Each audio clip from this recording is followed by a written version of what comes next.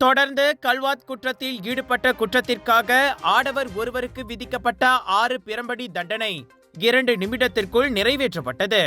குற்றவாளியான 42 வயதுடைய Mohammed Effendi among மஸ்ஜித் அல் முக்தாஃபி பிலாஷா பள்ளிவாசலுக்கு பிற்பகல் மணி 2:28க்கு வந்து சேர்ந்தார்.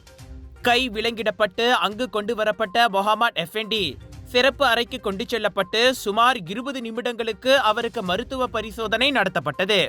சிறை அதிகாரி வழங்கவிருக்கும் பிரம்படி தண்டனை குறித்து முகமது எஃபெண்டிக்கு விளக்கம் அளிக்கப்பட்டவுடன் அவர் அதனை புரிந்து கொண்டதற்கு அடையாளமாக தலை அசைத்தார்.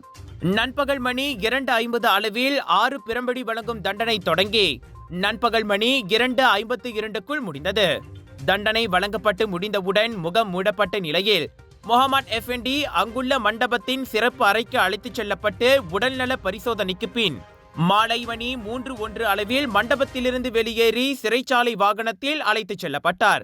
முகமது எஃபெண்டிக்கு பிரம்படி நிறைவேற்றும் தண்டனையை தெலங்கானா ஆட்சிக்குழு உறுப்பினர் டாக்டர் முகமது காலில் அப்துல் ஹாடி, இஸ்லாமிய சமய மன்ற மற்றும் தெலங்கானா மலாய் பாரம்பரிய சடங்கு மன்றத்தின் தலைவர் டத்தோ ஷைக் அருண் இஸ்மாயில் மற்றும் ஊடகவியலாளர்கள் உட்பட 70 பார்வையாளர்கள் பார்வையிட்டனர். எனினும் இந்த தண்டனையை நிறைவேற்றும் நிகழ்வில் முகமது எஃபெண்டியின் குடும்ப உறுப்பினர்கள் எவரும் காணப்படவில்லை. முகமது எஃபெண்டிக்கான பிரம்படி தண்டனையில் 3 அவரது முதுகிலும் இதர 3 அவரது பிட்டத்திலும் நிறைவேற்றப்பட்டது.